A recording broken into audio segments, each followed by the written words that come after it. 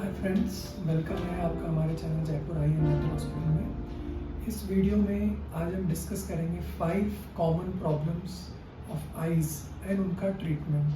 तो मेरी आपसे रिक्वेस्ट है, ये जो मैं ट्रीटमेंट बताने वाला हूँ ये प्लीज़ फॉलो करने के पहले अपने डॉक्टर से ज़रूर कंसल्ट कीजिएगा और इस वीडियो को आप पूरा देखिएगा ताकि आप इन दवाइयों का प्रॉपरली इस्तेमाल कर सकें।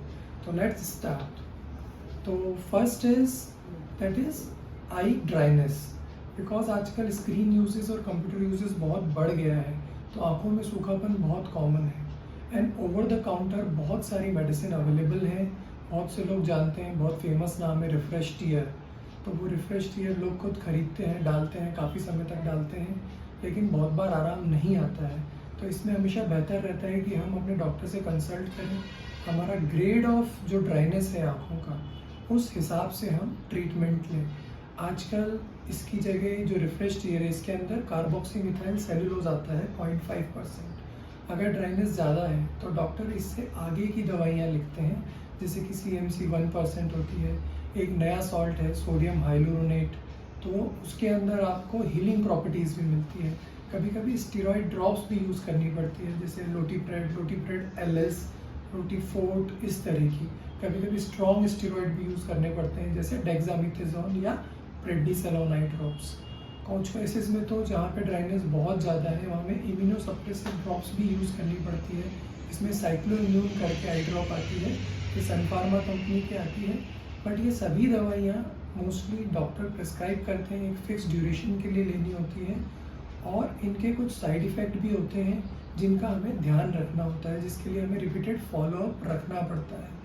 तो इन जनरल अगर सिंपल ड्राइनेस है आपको, आप रेगुलर कंप्यूटर यूज़र हैं, तो बेसिक दवा जैसे कि रिफ्रेश टीयर या टीयर ड्रॉप आप यूज़ कर सकते हैं।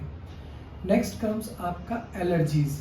एलर्जीज़ आजकल बहुत कॉमन है। उसके दो मोस्ट कॉमन रीजंस हैं। एक तो पोलन रिलेटेड, जो नए पेड़ उगते हैं उनके सीड्स होते हैं, उनसे पोलन जनरेट होते हैं एयर में, एक उसके कारण। दूसरा, आजकल पॉल्यूशन बहुत ज़्यादा बढ़ गया है, उससे बच्चों में, बड़ों में बहुत ज़्यादा एलर्जीज़ मिलने लगी है, या चेंज ऑफ वेदर के टाइम। इसके लिए जो नॉर्मल दवाइयाँ यूज़ करी जाती हैं, बहुत से लोग ये गलती करते हैं, मन से स्टेरॉइड ड्रॉप्स यूज़ करना चालू कर देते हैं, या डॉक्टर ने अगर उन्हें स्टेरॉइड ड्रॉप दिया है तो आगे वो उसे कंटिन्यू करते हैं बिना फॉलोअप लिए और कंसल्टेशन करे। तो ये गलती हमें नहीं करनी है। कॉमन एंटी एलर्जिक के अंदर अपने पास लोटीप्रेडनॉल स्टेरॉइड ड्रॉप्स आती हैं। देन उसके बाद ओलोपेटिडीन कीटोरोलेक कॉम्बिनेशन ड्रॉप्स भी आती हैं। कुछ नए सॉल्ट्स भी लॉन्च करे गए हैं, जैसे एल्केफ्टाडीन या बिपोटेस्टीन। और सीवियर केसेस में टेक्लीमेंट आई ऑइंटमेंट, जिसमें टेक्रोलिमस होता है, या साइक्लोस्पोरिन आई ड्रॉप भी यूज़ करी जाती हैं। ये काफ़ी इफ़ेक्टिव होती हैं। जिन लोगों को बहुत सीवियर एलर्जीज़ होती हैं, ये उन केसेस में दी जाती है। तो अगर आपको एलर्जी है तो आप प्लीज़ अपने डॉक्टर से कंसल्ट करें कि वो माइल्ड है, मॉडरेट है या सीवियर है। अकॉर्डिंगली आपके डॉक्टर आपको उसका ट्रीटमेंट देंगे। Then third comes the eye flu. Eye flu बहुत कॉमन है। जब हमारे पास बच्चे आते हैं या कोई बड़ा आता है, हमारा यही सवाल रहता है सबसे पहले कि घर में किसी और को है क्या बच्चा स्विमिंग गया था, या आप स्विमिंग गए थे क्या, या आपने किसी इन्फेक्टिव पर्सन के साथ कांटेक्ट में आए थे। बिकॉज आई फ्लू बहुत तेज़ी से फैलता है, ये कॉमन इन्फेक्शन है। मोस्टली ये सेल्फ रिजॉल्विंग होता है 3 से 5 दिन के अंदर। किसी किसी केसेस में ये लंबा भी चलता है। इसके अंदर जो हम ड्रॉप्स यूज़ करते हैं वो मोस्टली एक lubricant drop like refresh tear या टीयर ड्रॉप, ताकि आपको फॉरेन बॉडी सेंसेशन ना हो। और सेकंड हम देते हैं फास्टर रिकवरी के लिए आपको एक एंटीबायोटिक और स्टेरॉइड कॉम्बिनेशन, जैसे लोटीप्रेड टी या मोक्सिग्राम LX, ताकि इसमें आपको रिकवरी फास्ट हो, आप अपनी नॉर्मल एक्टिविटी जल्दी से जल्दी कर सकें। कुछ पेन किलर्स भी देने पड़ते हैं कभी कभी, क्योंकि आँखों में सूजन आ जाती है, दर्द होने लगता है। तो 3 से 5 दिन के लिए हम जनरली डाइक्लोसिरेशोपेरा कॉम्बिनेशन भी देते हैं। कोई फॉरेन बॉडी गिर जाती है, आप कहीं बाइक चला के जा रहे हैं या कुछ कर रहे हैं काम अपना और आँख में कुछ गिर गया। बहुत बार ये चीज़ कभी रात के समय होती है और डॉक्टर अवेलेबल नहीं होता है, तो ये बहुत परेशान करती है मरीज़ को। इस समय आप एज ए फर्स्ट एड ये कर सकते हैं, आप आई को वॉश करें, और आई ड्रॉप्स के अंदर आप कोई अच्छा लुब्रिकेंट जो है वो हर आधे घंटे पे डालें। और अगर डॉक्टर अवेलेबल नहीं हो रहा है तो आप एक ऑइंटमेंट, कोई भी एंटीबायोटिक ऑइंटमेंट जैसे गेटिफ्लॉक्सासिन, ज़ाइमर के नाम से आता है, या मॉक्सीफ्लॉक्सासिन, रात को आँख के अंदर डाल के सो सकते हैं, ताकि आपकी रात किसी तरह निकल जाए और नेक्स्ट डे सुबह आप अपने डॉक्टर को दिखा सकते हैं।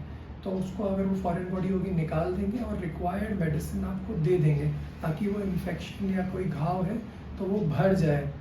इसमें पेन किलर भी देते हैं, अपन आकर रात को पेन किलर भी ले सकते हैं। Then finally that is minor trauma. बहुत से पेशेंट्स आते हैं गांव के कि पेड़ की टहनी की लग गई, या नाखून लग गया, या फिर कोई हम भैंस का दूध या गाय का दूध निकाल रहे थे उसकी पूँछ लग गई। तो देखिए इसमें एक चीज़ बहुत इंपॉर्टेंट है कि बेस्ट है अगर आपको डॉक्टर अवेलेबल हो सके तो आप इमीडिएटली कंसल्ट करें, क्योंकि इन तरह के ट्रॉमा में फंगल इन्फेक्शन का बहुत ज़्यादा डर रहता है एंड बैक्टीरियल इन्फेक्शन के चांसेस भी बहुत हाई होते हैं।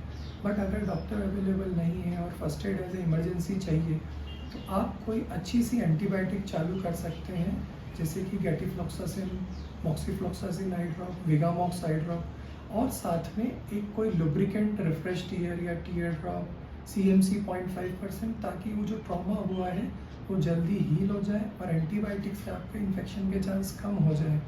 रात के समय ऑइंटमेंट यूज़ कर सकते हैं ताकि अच्छी नींद आ जाए, आपकी आंखों में सूदिंग रहे, और नेक्स्ट डे अपने डॉक्टर को दिखा लें। तो आई थिंक ये जो मैंने 6 कारण बताए हैं ये ऐसे कॉमन प्रॉब्लम्स हैं जो डे टू डे हम अपनी सोसाइटी में देखते हैं, अपनी फैमिली में देखते हैं। But in the end best रहेगा कि अगर ऐसी कोई भी चीज़ हो तो हम हमारे डॉक्टर से कंसल्ट करें, मन से आई ड्रॉप यूज़ ना करें। ओवर द काउंटर अपने पास अवेलेबिलिटी है दवाइयों की, बट उनका सही यूज़ करना बहुत ज़रूरी है। तो आई थिंक आपका कोई कमेंट हो तो प्लीज़ मेरे को मैसेज कीजिएगा एंड इस वीडियो को सब्सक्राइब कीजिएगा एंड लाइक कीजिएगा। Thank you very much.